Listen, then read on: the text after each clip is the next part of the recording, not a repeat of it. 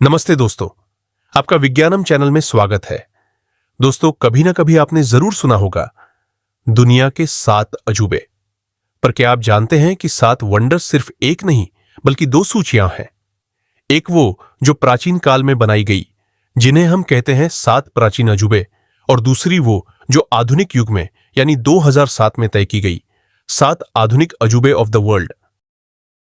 आज हम जानेंगे प्राचीन अजूबे कौन से थे, हाजरे कब चुने गए, हाजरे क्यों इन्हें आश्चर्य कहा गया और उनके पीछे कौन से वैज्ञानिक रहस्य थे। तो चलिए चलते हैं 2200 साल पीछे, जहां इंसान ने पत्थरों में अमरता खोजी। पहला आता है वो है great pyramid of Giza, Egypt, 2560 BC.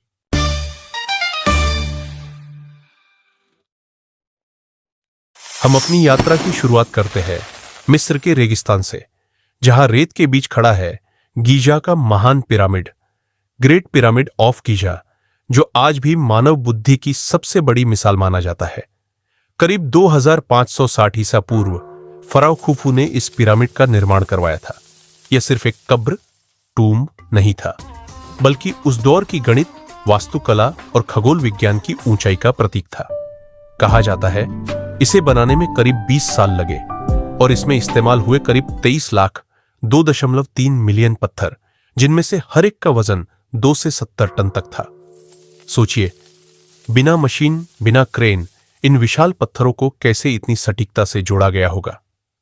Pyramid की ऊंचाई 481 फीट, लगभग 146 मीटर है, जो लगभग 3800 साल तक दुनिया की सबसे ऊंची मानव निर्मित संरचना रही। इसका बेस अलाइनमेंट इतना सटीक है कि यह आज के आधुनिक जीपीएस माप से भी 0.05 डिग्री से कम एरर दिखाता है।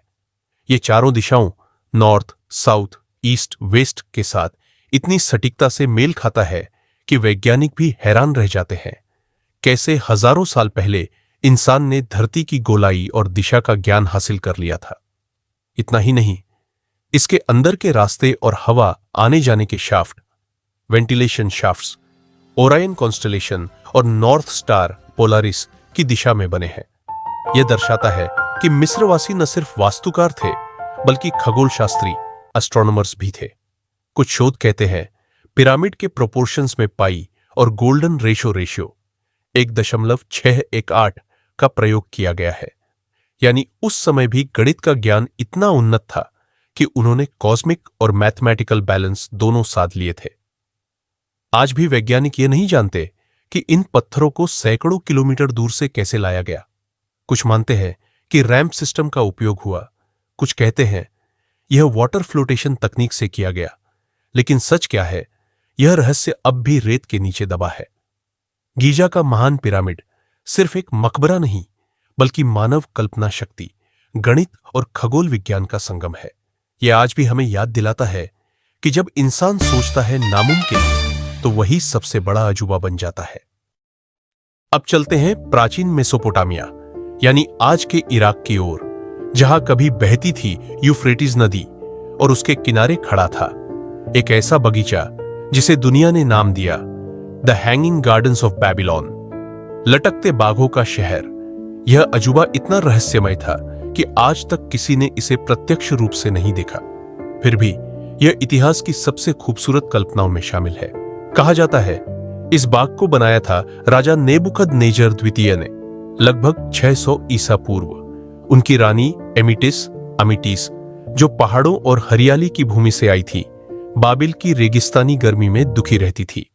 राजा ने उनके लिए यह हरा भरा स्वर्ग बनाया, जहां पेड़, फूल और झरने हवा में झूलते दिखते थे।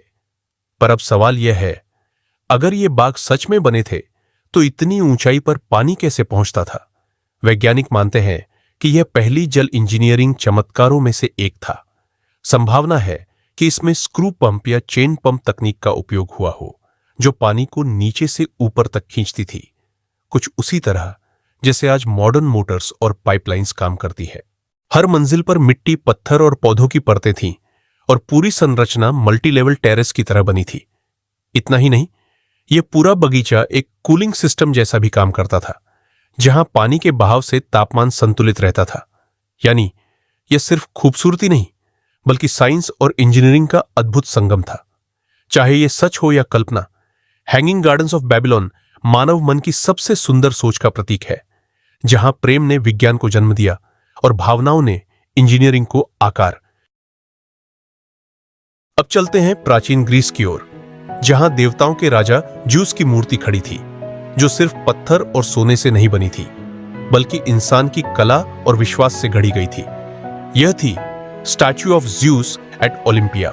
इसकी रचना की गई थी लगभग 435 ईसा पूर्व प्रसिद्ध मूर्तिकार फिडियास द्वारा ग्रीस के ओलंपिया मंदिर में, जहां हर 4 साल बाद ओलंपिक खेल आयोजित होते थे।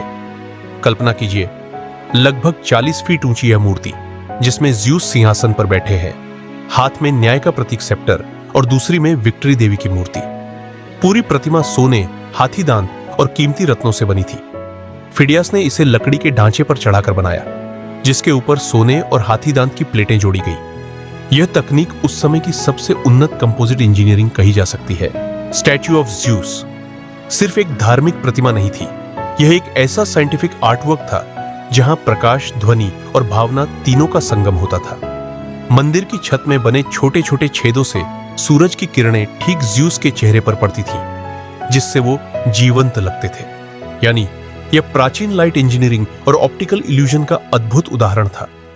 ग्रीक मानते थे, अगर कोई व्यक्ति इस मूर्ति को देख ले तो उसे देवत्व का अनुभव होता था, और शायद इसी वजह से यह मूर्ति प्राचीन विश्व के 7 अजूबों में शामिल की गई। दुर्भाग्य से यह मूर्ति 5वीं शताब्दी ईस्वी में आग में नष्ट हो गई, पर इसकी कहानी आज भी बताती है कि जब कला और विज्ञान एक साथ चलते हैं तो इंसान देवताओं के करीब पहुंच जाता है। अब चलते हैं प्राचीन टर्की के शहर एफिसस की ओर, जहां खड़ा था दुनिया का सबसे भव्य मंदिर, टेम्पल ऑफ आर्टेमिस।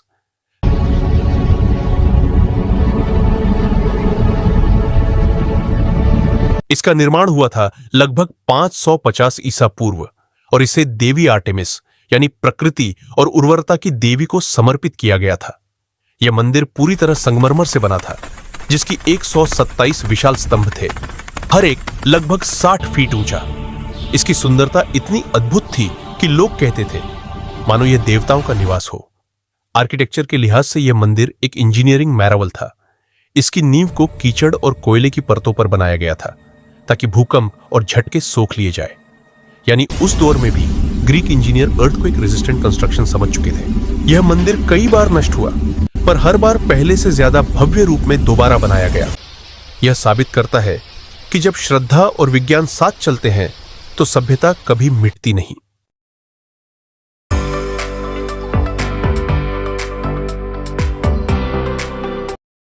करीब 2500 साल पहले तुर्की के प्राचीन शहर हलिकर्नासस में एक ऐसा स्मारक बनाया गया जो न सिर्फ वास्तुकला की मिसाल था, बल्कि प्रेम, कला और विज्ञान का संगम भी था।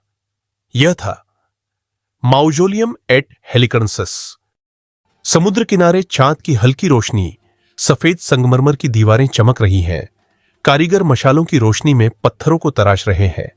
हर हथौड़े की चोट के साथ इतिहास आकार ले रहा है। यह एक ऐसा अजूबा जो प्रेम, कला और विज्ञान का संगम था। करीब 350 ईसा पूर्व तुर्की के शहर हालिकर्नासस में राजा मौजुलुस का शासन था। मौजुलुस एक बुद्धिमान शासक थे, जिन्होंने ग्रीक और फारसी वास्तुकला को जोड़कर हालिकर्नासस को एक समृद्ध शहर बनाया था। वो एक दूरदर्शी शासक थे, जिन्होंने अपने राज्य को ग्रीक और फारसी संस्कृति के मिश्रण से समृद्ध बनाया। उनकी मृत्यु के बाद उनकी पत्नी और रानी आर्टेमिसिया II उनके प्रेम में इतनी डूबी कि उन्होंने संकल्प लिया, ऐसी समाधि बनवाऊंगी जो आने वाली सदियों तक हमारे प्रेम और वैभव की गवाही देगी। और यहीं से शुरू हुआ दुनिया के सबसे सुंदर और वैज्ञानिक मकबरों में से एक का निर्माण। माउसोलियम की ऊंचाई लगभग 45 मीटर 140 फीट थी, 4 स्तरों में विभाजित। पहला स्तर पत्थर का ठोस मंच जिस पर पूरा ढांचा टिका था।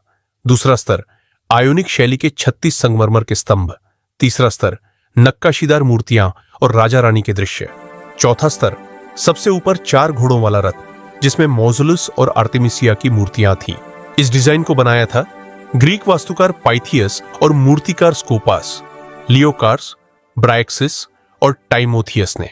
उस समय कोई आधुनिक तकनीक नहीं थी, फिर भी इस इमारत में थे अद्भुत वैज्ञानिक सिद्धांत, एक वजन संतुलन, दो प्रकाश और दिशा का उपयोग।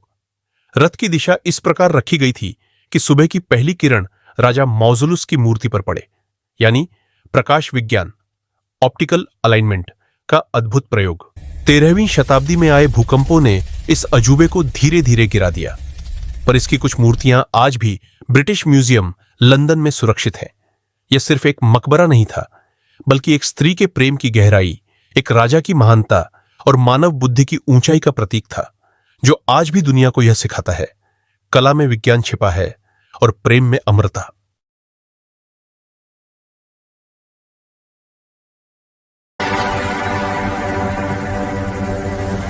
यह है मिस्र का प्राचीन शहर अलेक्जेंड्रिया। भूमध्य सागर के किनारे बसा यह नगर उस समय का ज्ञान और व्यापार का केंद्र था, लेकिन यहां की सबसे महान रचना थी फारो लाइट हाउस, जो दुनिया का पहला विशाल दीपस्तंभ था। यह लाइट हाउस बनवाया गया था टॉलेमी आइड सोटर के आदेश पर, और उनके पुत्र टॉलेमी डऊ फिलाडेल्फस ने इसे पूरा करवाया। लगभग 280 ईसा पूर्व मिस्र के प्रसिद्ध शहर अलेक्जेंड्रिया में। अलेक्जेंड्रिया उस समय व्यापार, शिक्षा और ज्ञान का केंद्र था, लेकिन एक बड़ी समस्या थी बंदरगाह के पास खतरनाक चट्टानें और घना कोहरा, जिससे जहाज अक्सर रास्ता भटक जाते थे। तब वास्तुकार सोस्ट्राटस ऑफ स्निडुस ने एक अनोखा विचार दिया, ऐसा टॉवर बनाया जाए जो दिन में सूरज की रोशनी से और रात में आग की चमक से नाविकों को दिशा दिखाए। यही विचार बन गया दुनिया का पहला नेविगेशन टॉवर। यह लाइट हाउस सिर्फ खूबसूरती का प्रतीक नहीं था, बल्कि उस समय के अत्याधुनिक विज्ञान का प्रमाण था। पहला प्रकाश परावर्तन, लाइट रिफ्लेक्शन। शीर्ष पर लगे ब्रॉन्ज मिरर्स इतने चमकदार थे कि वे सूर्य की किरणों को 50 किलोमीटर दूर तक भेज सकते थे, यानी बिना बिजली के ancient solar powered light system. दूसरा नेविगेशन विज्ञान। इस टॉवर की दिशा और ऊंचाई सूर्य, चंद्रमा और तारों के मार्ग के अनुसार तय की गई थी, जिससे नाविक खगोलीय संकेतों से अपना रास्ता पहचान सके। तीसरा, ऑप्टिकल सटीकता। दर्पण का कोण इस तरह सेट किया गया था कि प्रकाश ठीक समुद्री मार्ग पर पड़े, यानी प्राचीन लेजर अलाइनमेंट सिस्टम की झलक। धीरे धीरे इमारत में दरारें, फिर जमीन हिलती है, समुद्र में लहरें उठती हैं, पत्थर गिरने लगते हैं। समय के साथ 3 बड़े भूकंप 956, 1303 और 1323 ईस्वी में इस अद्भुत संरचना को धीरे धीरे नष्ट कर दिया। अंततः यह धरती में समा गया और केवल इतिहास के पन्नों में रह गया। कोलसस ऑफ रोड्स। एक धातु का सूरजदेव, जो विज्ञान और कला दोनों का अजूबा था।